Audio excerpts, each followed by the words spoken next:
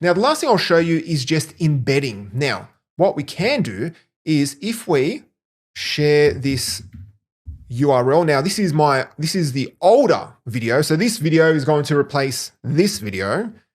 What we can do is down at the bottom here, I can paste in a YouTube video and it is automatically going to embed it in for me.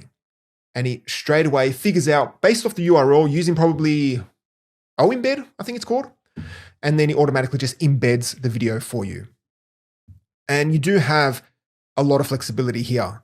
Now, as I mentioned, you still need to integrate some of this markup with your front-end theme, because I do know if I save this, it's not going to look perfect. It's going to still be, fixed at this particular width and height. So you will have to do a bit of front-end work just to kind of make it compatible.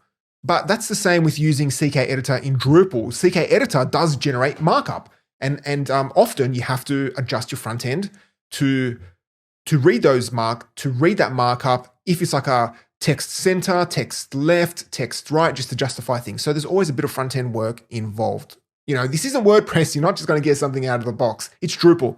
We like to make things harder. Anyway, that's a joke.